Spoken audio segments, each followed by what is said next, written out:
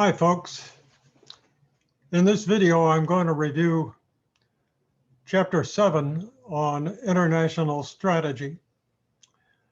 During the class session on Monday, March 15th, I reviewed a supplemental chapter from another textbook, which is also on international strategy, and I'm afraid they got confused. So this is a review of Chapter 7 in your textbook. So here we go. Let me see if I can get started here. And I sure want to make sure that I get the right one. Okay. Let's see here. Okay, so here we are with Chapter 7 on international strategy. And this chapter is not nearly in the detail that was provided in the supplemental material, because this one chapter has to cover the entire subject of international strategy from the perspective of an overview of strategic management, whereas the earlier review got into the detail of entering a foreign market from a strategic perspective. So the chapter 7, is about the reasons for entering international markets, to talk about the various choices that a company has when it makes that decision, modes of entry into entering foreign markets, 3 strategic models that can be followed for entering foreign markets, and then a little bit of supplemental material on operational issues and unique characteristics of foreign market competition. So the first topic then is about reasons for entering foreign markets, and you can see them here. As you recall, this textbook tends to have lots of checklists and repetitive material, so we'll see all this material again. But the reasons for getting for international strategy generally are either to access new markets, new customers, to increase sales, or perhaps to access foreign sources of supply and thereby lower costs that can be achieved by using products, components and parts that are purchased in low-cost countries, and using those components in factories elsewhere in the world. So and that's very, very often the choice that we make internationally, to increase sales, decrease costs, perhaps do both in the same country. And then in addition, we often, when we get into a foreign business strategy, international strategy, we often find that it's useful to find partners who may be able to provide us with knowledge about the markets that we're interested in that we may not have because we're not familiar with those markets, but distributors, sales agents, bankers sometimes, but partners may have knowledge about the market we want to get into that could be very useful to us if we could gain access to it. So, what factors affect our choices of international strategy? Of course, one of them is simply the differences between the country that we're in now and the target markets.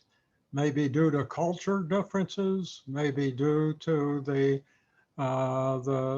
types of social conditions that we find, but a variety of demographic differences may force us to think differently about entering a new market compared to the one that we're in now.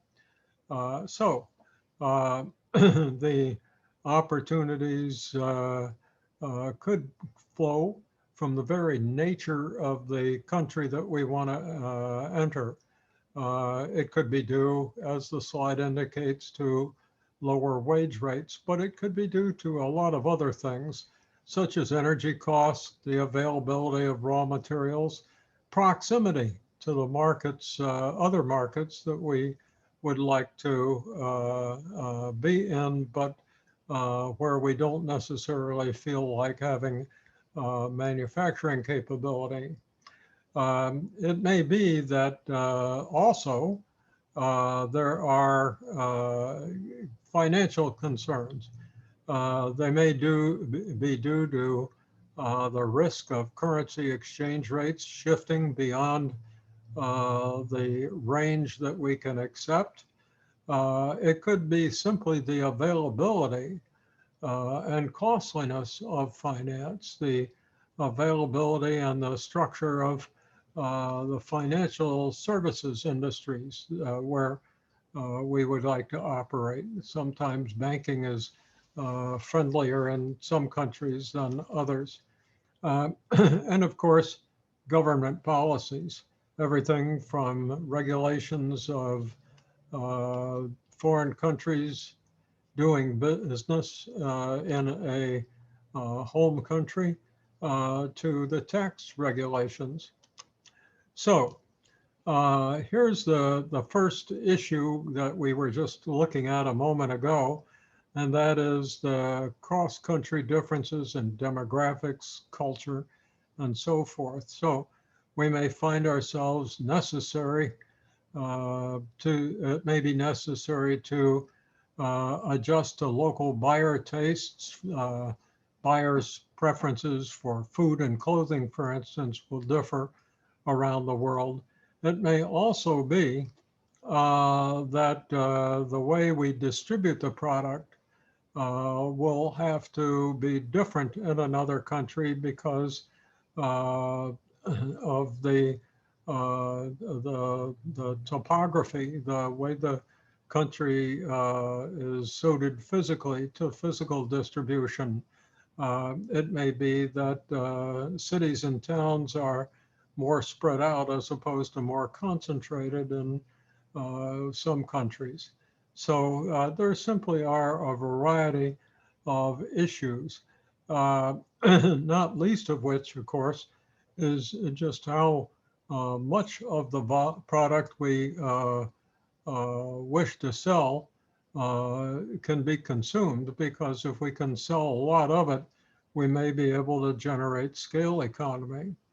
And over time, if we can produce enough, we may be able to benefit from learning curves, getting better at what we do over time. All this is dependent upon the size of the market and the market growth potential, of course. And of course, that's what's referred to in the lower part of this slide. The market growth potential could flow simply from the life cycle of the industry. We may be getting in early on in the life cycle, or the industry may be mature. And of course, that'll influence growth potential quite a bit. So market demographics certainly can differ a great deal Consumer tastes and preferences have always influenced me as being extremely important because the way people appreciate tastes, colors, the patterns, appearances, the way in which products are used, the way they're sold, all of these are reflective of different culture from one country to another. And of course, there's yet another issue, and that is the extent to which the product already is in use. Are we going to deal with companies as rivals who have gotten there before us and have the home field advantage? Because if that's the case, we're going to have to offer something special, something that has a competitive advantage, which offsets other companies' home field advantages. It's very difficult to enter a new country market unless you have some kind of a special competitive advantage. So if your advantages are going to have to be based on cost, then you've got two options. You may have those benefits at home already, or you may be going to a new country in order to gain lower costs from lower wage rates, lower energy costs, and so forth, access to resources. But you know, if you're going to be seeking access to a new country for its markets, to gain access to new markets, then you've got to have some of these capabilities already. On the other hand, if your purpose is to enter the country in order to produce products and components that will be used elsewhere in the world, and your purpose is to establish a base for supply, then you'd like to find these kind of benefits in the country that you enter to do that. So another possibility, another reason for entering a country, of course, is its capabilities, its technical knowledge. And what we learn is that there are countries and companies in other countries that have sophisticated technical knowledge, and that knowledge may exceed our own. In the old days, we just thought that American manufacturing technology was superior to that which existed elsewhere. But more recently, companies have sprung up in other countries and developed technology which is really superior, and in some cases superior to that in the United States.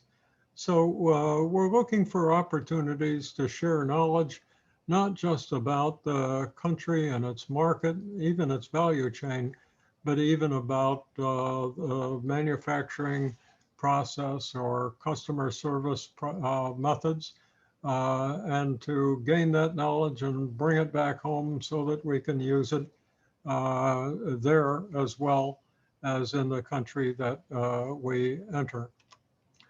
There is, of course, one risk always, and that's exchange rate shifts that make doing business in the country more costly. So this chart really explains it nice and neat. If you're exporting, you gain competitiveness when the currency of the country in which exported goods are manufactured is weak relative to currency of the country to which the goods will be exported.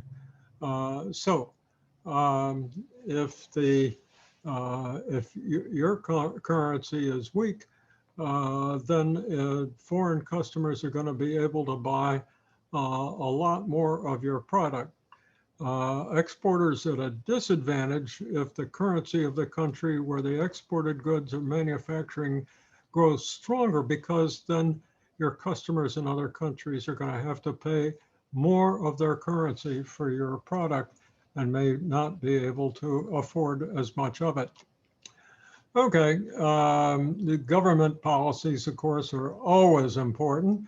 And we see a couple illustrations on this slide: taxes, financing, site development assistance. Very often, if you're going to build a factory or even a distribution center in another country, the government will provide you with financial incentives, maybe even interest-free loans or access to land for very low cost and so forth. So host country government policies can make a big difference in your selection. On the other hand, host country policies can be a big difference that determine why you don't want to get into a country.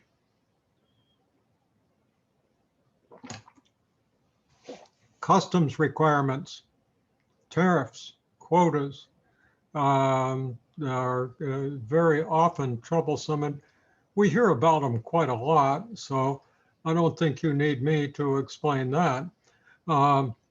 It's also true that some countries require that at least a minimum portion of the cost or content of a product manufactured there use local inputs, local labor, local material, and so forth.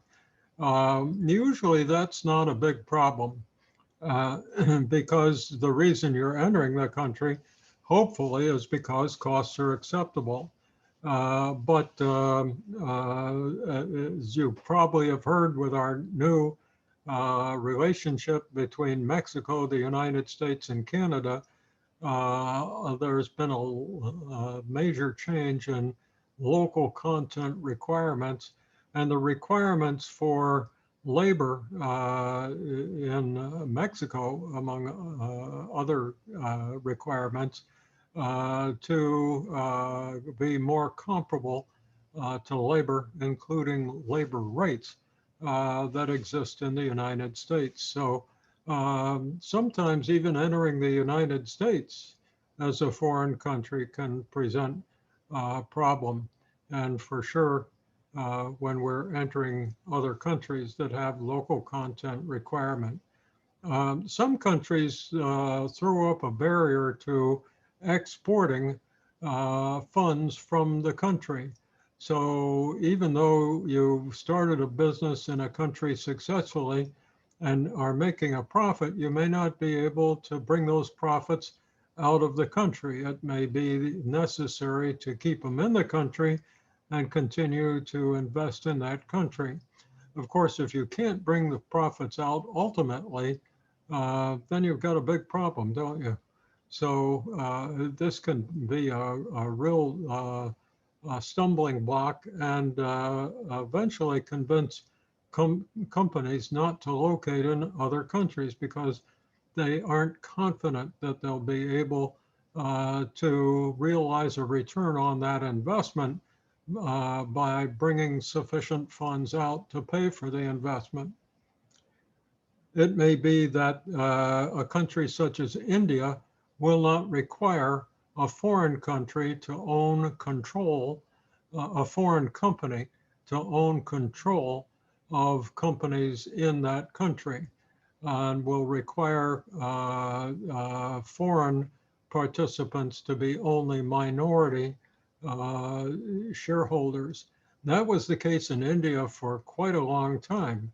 Recently, it's been changed, and it's possible now for a foreign country company to own control of a company in India, but it's still very difficult. So There are countries, India being probably the most recognizable of all, where the participation of local owners or partners is essential. And then, as we mentioned earlier, subsidies.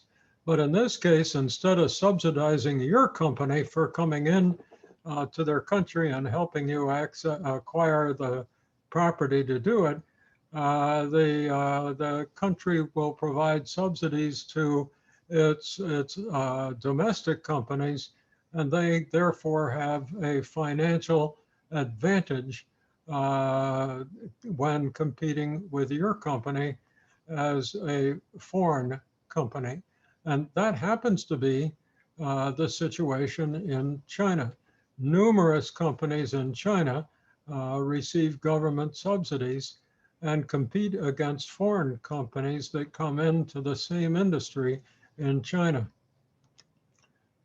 So the textbook would like to kind of summarize these as two categories: political risks, which flow from the government structure and the government's relationship to business, and economic risks, which, among other things, include most of those that we were just talking about.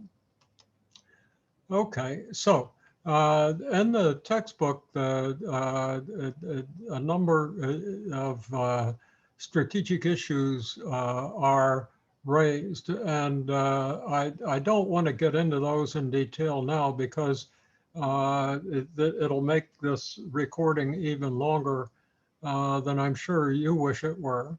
But it is certainly true that the European Union has its formation has put some countries at an advantage, others at a disadvantage. The EU continues to grow as new countries have from the old Soviet Union have come into the European Union.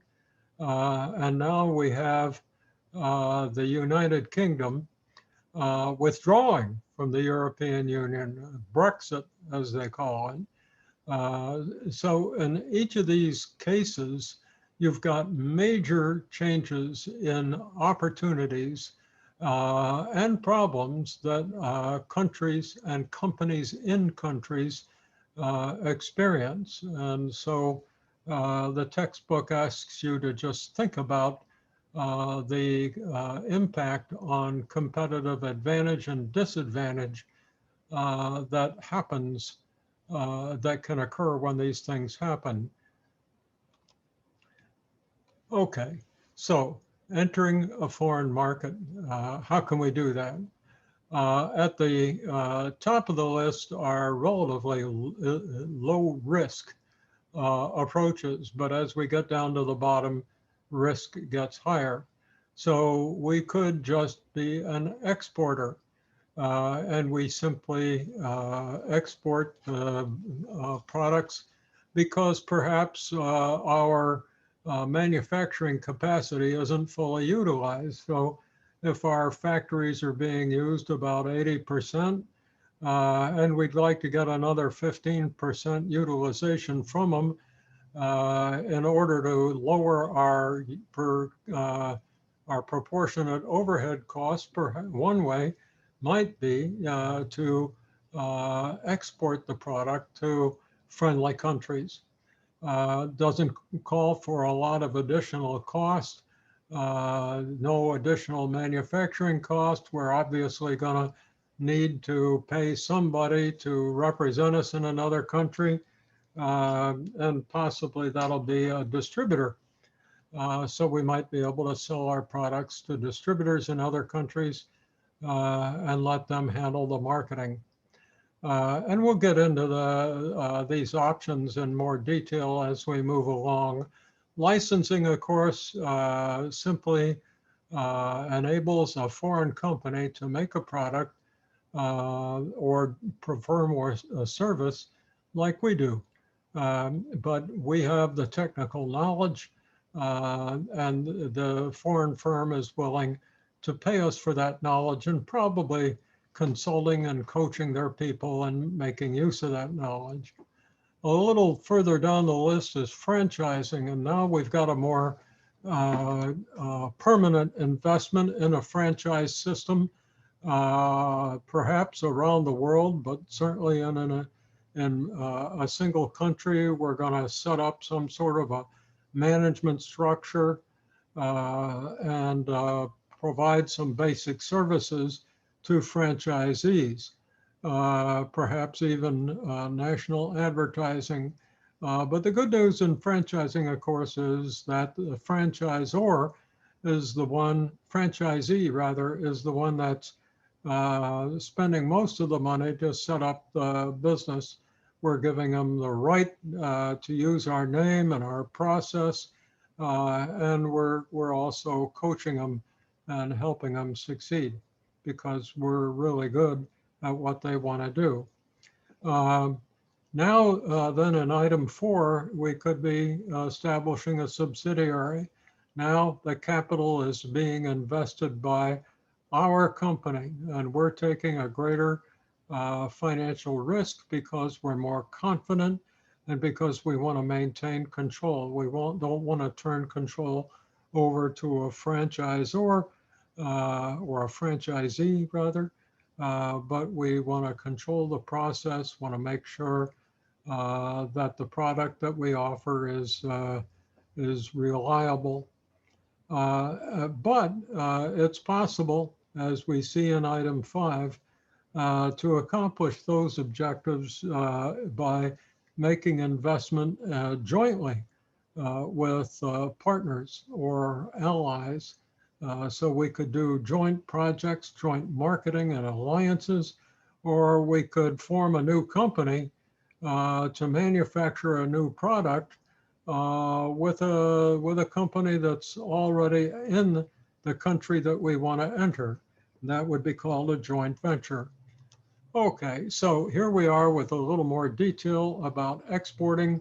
And it's a very conservative way to get started, minimizes the initial risks and the initial capital requirement. On the other hand, if the cost of manufacturing the product that you want to make is higher in your country than in the country you want to enter, it's going to be very difficult for you to export that product at a favorable price because you won't be able because your costs are so high. It may be that transportation of your product to the market is costly. And it may be that the currency exchange rates fluctuate so much that you just can't be comfortable exporting products because the exchange rate would fluctuate from the time that you sell the product until the time you get paid with currency that may not be worth as much as it was when you made the sale initially. Okay, licensing, we simply take our technical know-how and permit other companies to use it. We have to go to the trouble of showing our client company how to use that technology. Of course, the big risk is that once our client gets that technology and that know-how, we want them to continue to honor their agreement with us rather than taking that technology off to another building with a different name on it and selling the product with our technology, but not paying us a royalty. That is the fee, the share that we get from those sales because they're using our methods. And that, in fact, is a big risk. You've undoubtedly heard that in some countries, technology is stolen, whether it's from a licensor or simply product specifications are copied. It's a real problem to protect intellectual property. Franchising is something dear to my heart. As you probably know, I was director of corporate planning at Holiday Inn, and we did a lot of international franchising. The neat thing about it is that the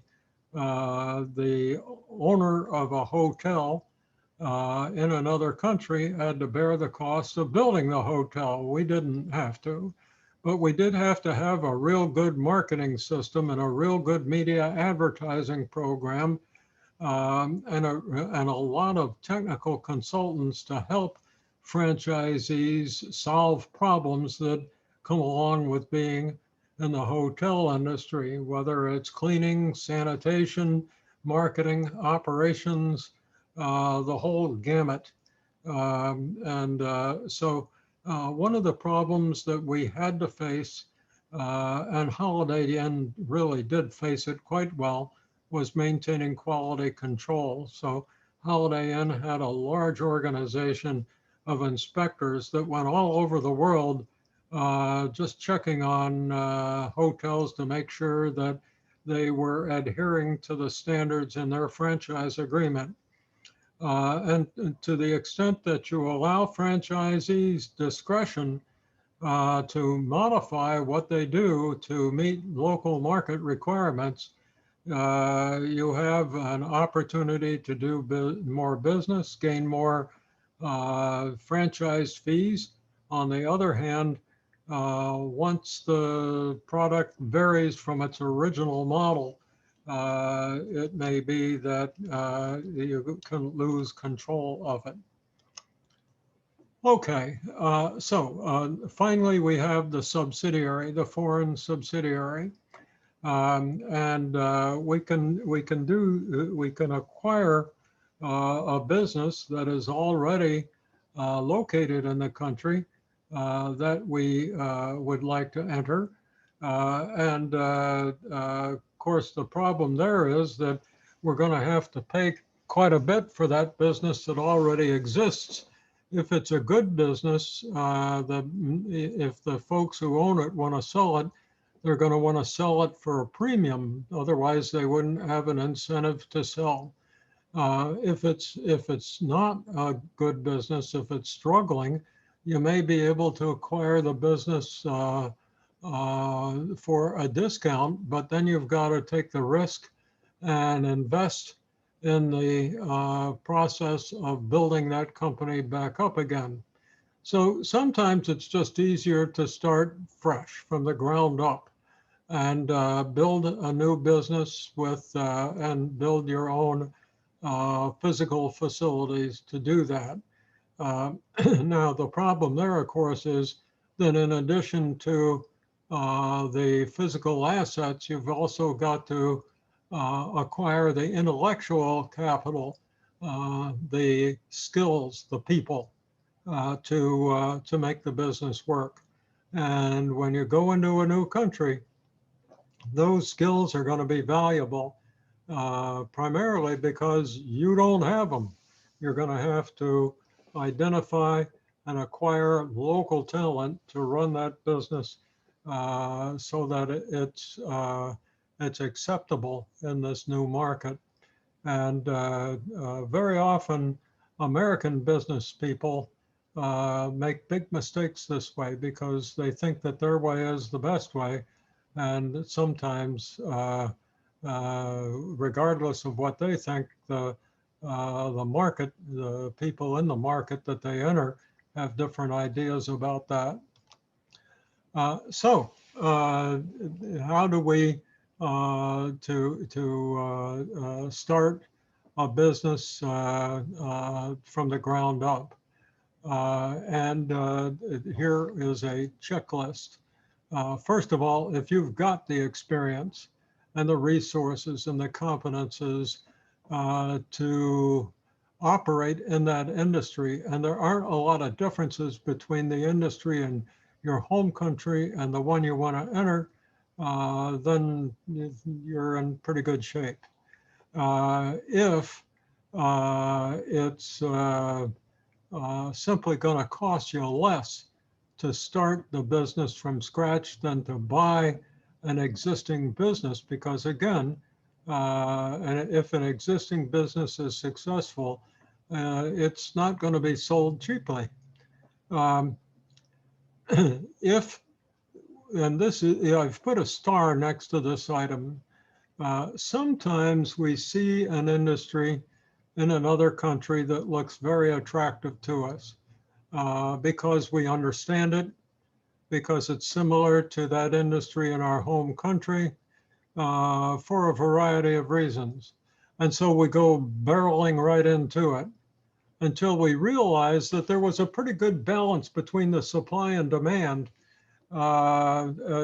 before we got there. So when we add new capacity, the balance between supply and demand, you know, the supply goes up, the demand doesn't, and that's going to affect pricing.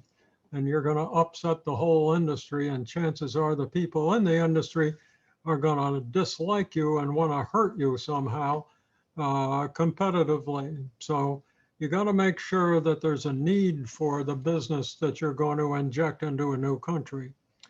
You have to have access to local distribution. And again, you know, the distributors and the dealers in a country may be completely satisfied with the products they're handling. They may not need or want another product unless you've got something special, unless you've got something that their current suppliers cannot offer them. The startup subsidiary in a new country is going to have the capability to stick it out, to invest, knowing initially that it's going to be at a disadvantage. The only offset, in my view, is to have a distinctive competence of some sort, something that is different about your service or your product that makes it desirable simply because it meets an unmet need. And then you've got a chance for rapid success. Okay, so this takes us to alliances and joint ventures. If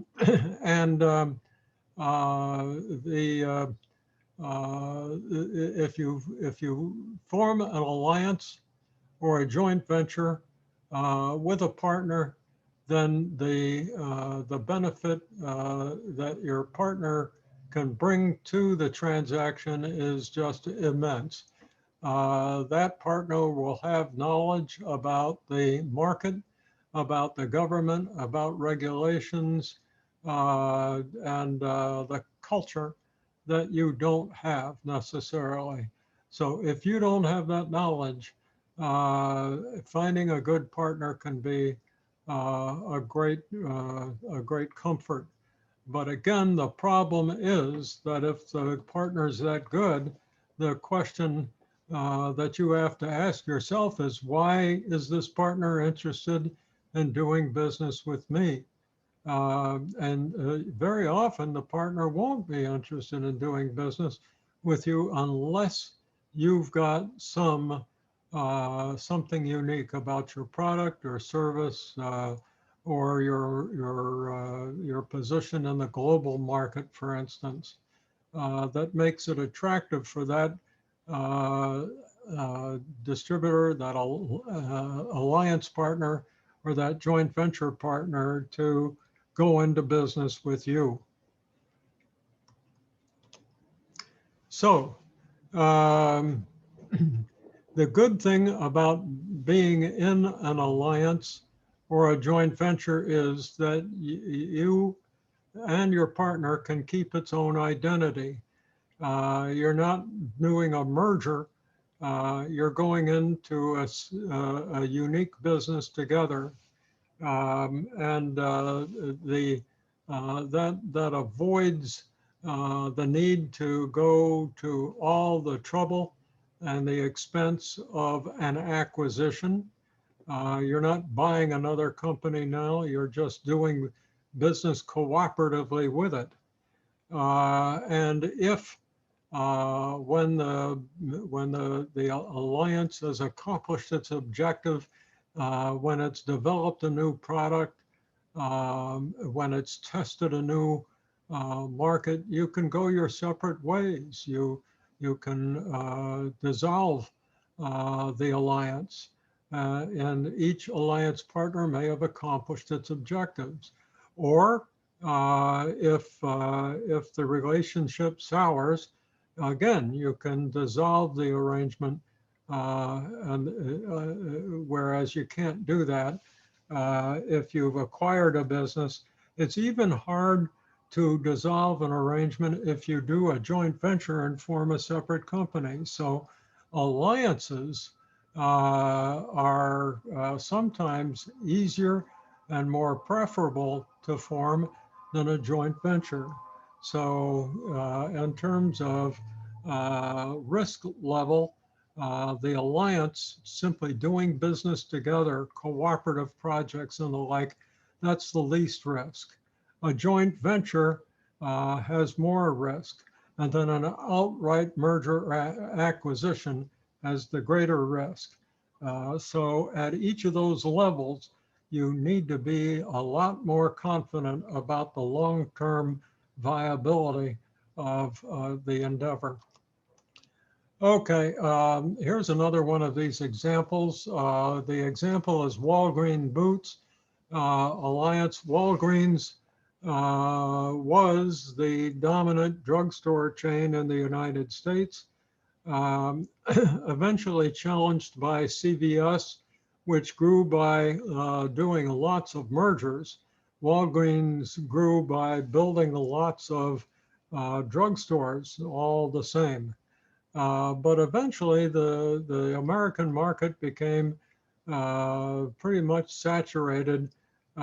Smaller drugstore chains eventually gave up or were acquired, but there aren't as many drugstore chains today in the US as there used to be. Walgreens figured out that it was possible to keep growing by moving into Europe.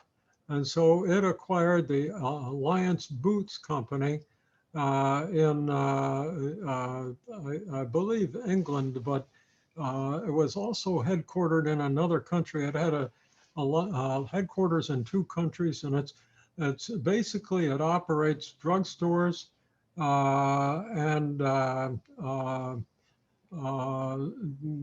home supply, disposable home supply stores throughout Europe. It also has a company that distributes drugs to grocery stores and drugstores. So it has a chain of drugstores and it has a drug distribution company.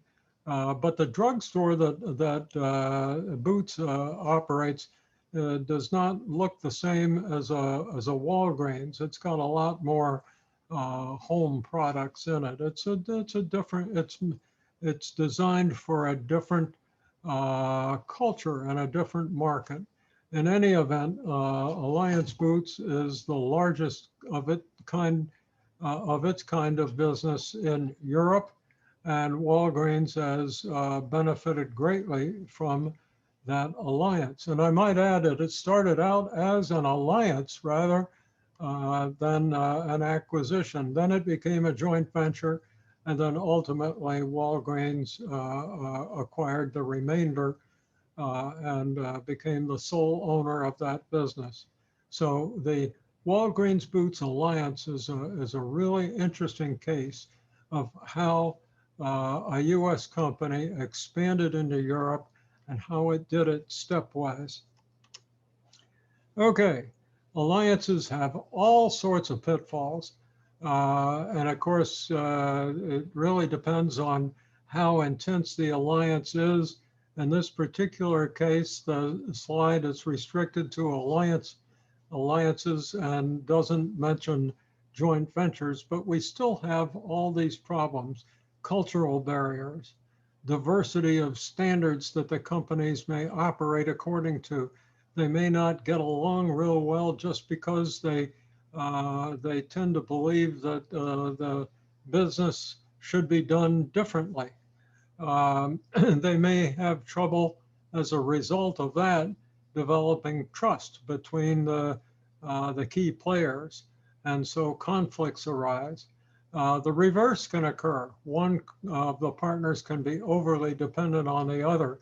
That usually ends up in the other one acquiring the overly dependent company. But these pitfalls are a good list. I've seen every one of these make business combinations much more difficult. Okay, so how are we going? What's our strategy for moving across borders? Are we going to leave the companies in the foreign country independent because the markets are so different and the products have to be different as a result? Then we're gonna operate multi-domestically. Each business in each country will be separate and operated distinctively. Let's go to the opposite extreme, a global strategy. That's the opposite, right? That's like the petroleum industry. We drill the hole in the ground, we pull the petroleum out of the ground, we refine it into gasoline or other refined products and distribute it the same. So when we're talking about gasoline, when we're talking about chemicals, we're talking about semiconductors, basically it's the same everywhere in the world. We manufacture it and we sell it and we use the products the same everywhere. In that case, we're going to have a global strategy. The company's going to be like an amoeba. Remember that from your biology course? A unicellular organism. The nucleus will be the company headquarters, and then organs will be located all around the world, all around the body to perform the various functions. So a petroleum company may have drilling operations in parts of the world where there's lots of oil, but it'll put its refining operations where a little bit closer to where the product is, in this case might be gasoline, is going to be consumed. It will transport the product in ships or pipelines, depending on what's most convenient. But all of these activities will be done where it is most convenient and most economical to perform them. That will mean that the whole world is a single location for doing business. We're going to do business the same way, that we're going to do the same functions similarly, no matter where they're performed in the world. Now, what happens if we've got an industry like the hotel industry that I described a few minutes ago, where we operate hotels the same way, but their restaurants have to be different because people's culinary habits are different. In Holiday Inn, we opened hotels in airports in England, and the British like teapots. They drink tea. So instead of putting coffee pots in the rooms, we put teapots in them. And then we found out that the guests who were staying in the hotel were often American business people, and they wondered where their coffee pots were. So we had to put the coffee pots in the room along with the teapot.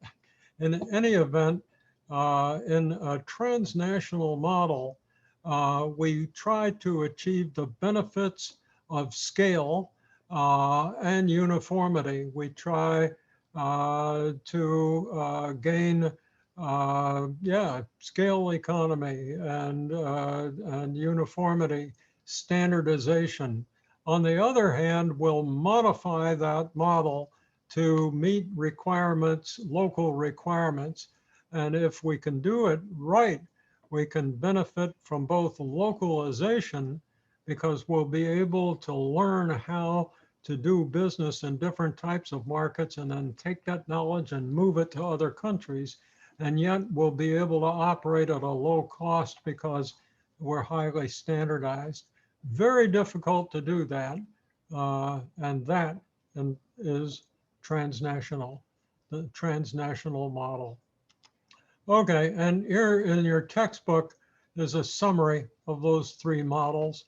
And I won't go over these bullet points in detail because pretty much I've already explained them. Okay, so in the multi-domestic, we're thinking local, acting local. There are big differences between countries and products and the way the products are used. And perhaps even local governments want local content. But primarily you can't make clothing for people in the tropics the way you would make it for people in Scandinavia. They want warmer clothing and the people in the tropics want lighter clothing, and the material that goes into them is different. And so you simply set up different companies in different countries so that you're most responsive to local requirements. That's the multi-domestic approach. You have separate businesses in separate countries. And so here we have the multi-domestic strategy summarized for you by the producers of these slides. They repeat themselves.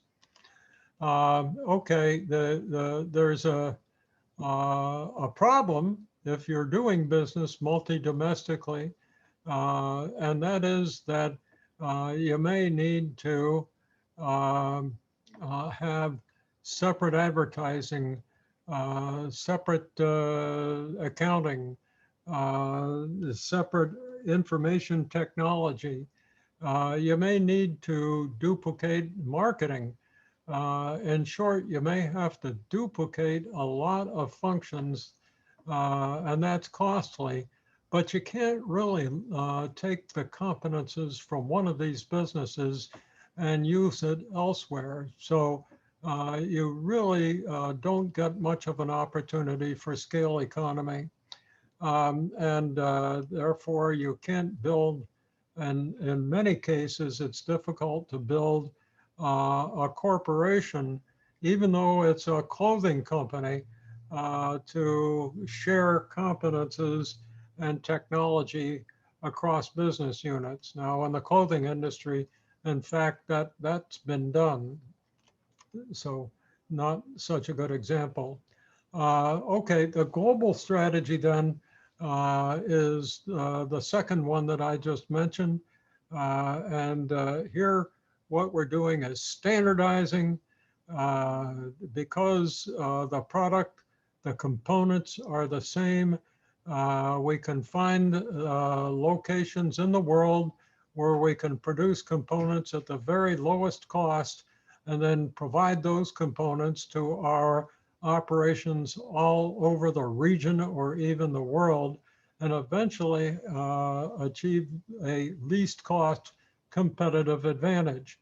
That's the objective anyway. There are lots of other advantages to doing business globally if you can do it. By way of example, you may be able to achieve global brand identity. Think of Caterpillar, think of John Deere.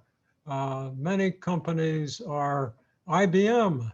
It's known everywhere, isn't it? If you can get that kind of global identity, you will certainly have a competitive advantage. So once again, we have our little reminder slide. I'm going to go by it this time.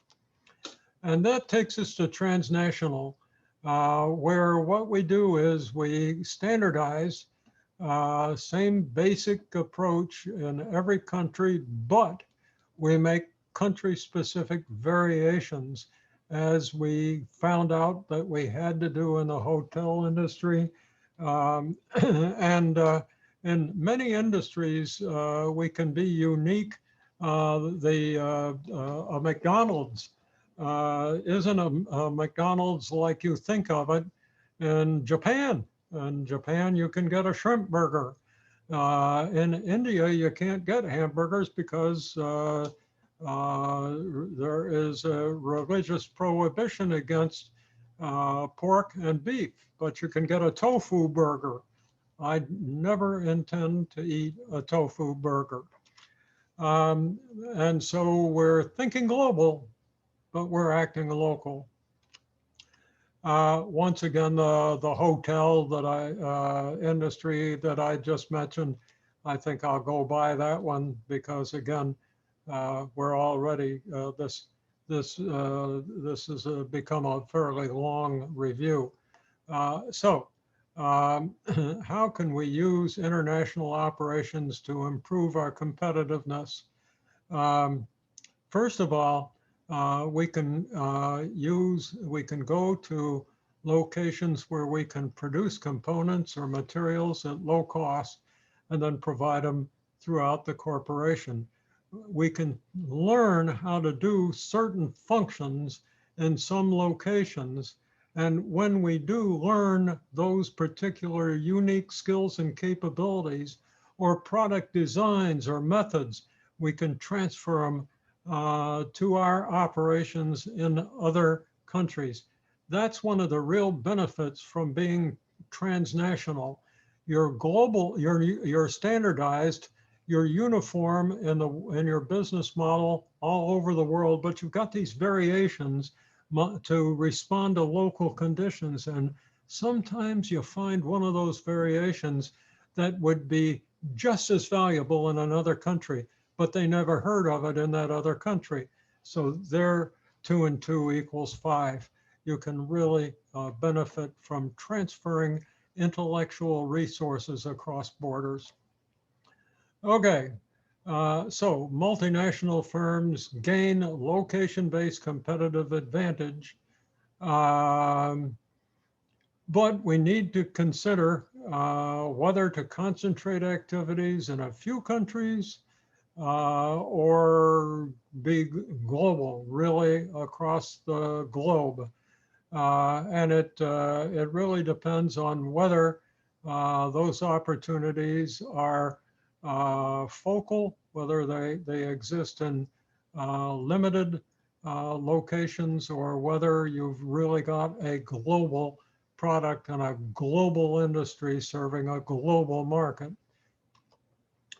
Okay, so we're going to locate in just a few locations rather than globally when there are major cost differences, when we can get scale economy by focusing in on one area and really maximizing volume, when we can take advantage of learning curves because perhaps the industry is new in that country, and if we really get started in it, we can race down the cost curve, the experience curve, and have a competitive advantage due to lower cost. And because in those locations, we find resources to support our strategy. So these are all illustrations of where we may decide to focus our locations on specific locations rather than all locations, all countries around the world, just a few. But we'll locate in more, we'll put our business in more locations, especially if the transportation cost of our product is very high, or if it's costly to get materials to our operations, in which case we'd want to take advantage of local sources of supply that are close to our operation to minimize transportation cost. So whether it's transportation to our customers or transportation from our suppliers, if the transportation costs are high, we want to minimize them by getting as close to customers and suppliers as possible. Another possibility down at the bottom of this list is to locate close to suppliers and customers, because if they're in the same country, we won't get hurt by fluctuating exchange rates if products have to go across border. Okay, using cross-border coordination to build competitive advantage. I think this is something that I got into earlier. The idea is to share product knowledge, your skills, your efficiencies with other members of your global organization. And transnational strategies permit this to be done more easily than even global strategies, because global, we're always doing it the same way. It's in a transnational model that we find new ways to solve similar problems. Shifting production between plants in different countries will take advantages in changes of exchange rates. That certainly, and energy costs. So if exchange rates shift and suddenly it's more costly to do business in one location, you may be able to shift the burden of your manufacturing or other operations to a country where exchange rates or costs of energy or various other inputs are are more favorable. And then when things change again, you can shift again. So we have capacity balancing, shifting production to locations where there's excess capacity is yet another way of using cross-border coordination. So from time to time, if you have multiple operations, one of them is going to be very busy and another one is not going to be very busy. And so instead of working overtime or operating inefficiently, you simply transfer the workload to the less busy facility. You can do that if you've got multiple operations in multiple countries. Okay, in developing countries such as China, India, Brazil, and so forth, the opportunities for growth are pretty substantial, but the risks are not as manageable as they are in more mature markets. You've got to make product adaptations, got to become more familiar with what's going on in those countries, and then considering changing the packaging of the product description and so forth. What are your options for companies for competing in developing country markets? And the chapter sort of summarizes them. You may have to compete on the basis of low price, which means gaining low cost. You may have to modify how you offer the product or how you conduct business to accommodate local circumstances. The suggestion here of trying to change the local market to match the way you're doing business, frankly, I don't think that's a very good idea, because local markets tend not to want to change. They want you to change rather than ask all of them to change. But if you've got a wonderful new technology, you may be able to get the market to change. It's just very difficult to do that. So that's not my favorite choice. It may be impractical or uneconomical to modify your business model to accommodate local circumstances. And in that case, perhaps the best thing to do is just avoid those markets. But finally, be patient, realize that this is an emerging market. So in India, for instance, I often have told you that China is the growth market of the present. India is the growth market of the future. Sure, we want to make money when we go into India today, but what we're really interested in is the Indian market in 2030, when it's so much larger, and 2050 when it exceeds the size of the Chinese market. And lots of experts think that the Indian market eventually will be as large as or larger than China. That's why companies are getting into India now. It may be costly. It may not be terribly profitable to be engaged in India today, but it will be in the future, and that's why companies are moving into India now. Well, this was a long review, but it's an important chapter, and it was supplemented by a chapter from another textbook that I reviewed with you during class time. Between the two of these chapters and these reviews, I think you should have a pretty good grounding and a pretty good basis for understanding how we form strategy to do business internationally.